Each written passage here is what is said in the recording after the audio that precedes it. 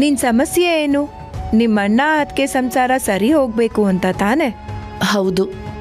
ಅದಕ್ಕೆ ನಾನು ಹೇಳೋ ವ್ರತನ ಮಾಡಕ್ಕಾಗತ್ತಾ?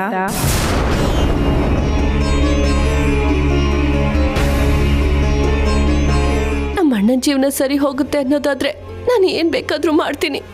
ಸಂತೋಷ. ಈ ವ್ರತನ ನಿನಗಿಂತ ನಿಮ್ಮಣ್ಣನೋ ಅತ್ಗೆನೋ ಮಾಡಿದ್ರೆ ಚೆನ್ನಾಗಿರುತ್ತೆ. ಸದ್ಯಕ್ಕೆ ಅವರಿರೋ ಪರಿಸ್ಥಿತಿಲಿ ಮಾಡೋದು ಕಷ್ಟ. ನಾನೇ ಮಾಡೋಕ್ಕಾಗಲ್ವಾ? ಮಾಡ್ಬೋದು, ಆದ್ರೆ ಅವ್ರು ಮಾಡಿದಿದ್ರೆ ಇನ್ನೂ ಹೆಚ್ಚು ಫಲ ಸಿಗ್ತಿತ್ತು. ಪರವಾಗಿಲ್ಲ, ಅವ್ರಿಗೆ ಒಳ್ಳೇದು ಬಯಸೋರು ಅವ್ರ ರಕ್ತ ಸಂಬಂಧಿಗಳು ಮಾಡಿದ್ರು ಫಲ ಸಿಕ್ಕೇ ಸಿಗುತ್ತೆ.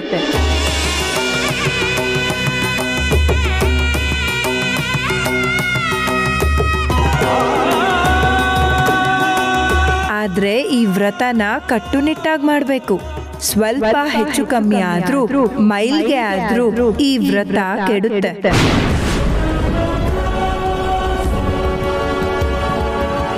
ಆಮೇಲೆ ಒಂದು ಸಮಸ್ಯೆ ಹೋಗಿ 100 ಸಮಸ್ಯೆ ಆಗತ್ತೆ.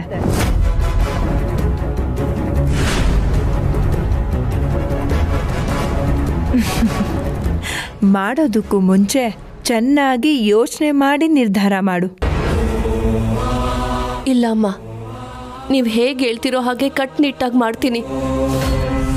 ವ್ರತ ಭಂಗ ಆಗಕ್ಕೆ ಯಾವುದೇ ಕಾರಣಕ್ಕೂ ಬಿಡಲ್ಲ.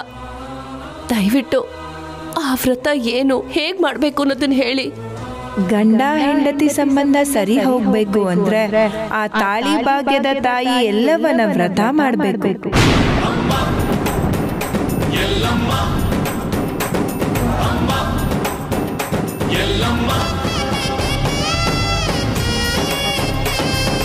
ಅದನ್ನ ಹೇಗ್ ಮಾಡಬೇಕು ಅನ್ನೋದಕ್ಕೆ ಆ ತಾಯಿನೇ ನಿನಗೆ ದಾರಿ ತೋರಿಸ್ತಾಳೆ.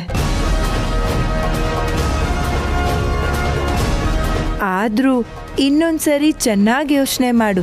ಈ ವ್ರತನ ಮಾಡೋದು ಅಷ್ಟು ಸುಲಭ ಅಲ್ಲ. ಇದನ್ ಕೈಗೊಂಡ್ಮೇಲೆ ಹಲವಾರು ಅಡ್ಡಿ ಆತಂಕಗಳು ಬರ್ತವೆ.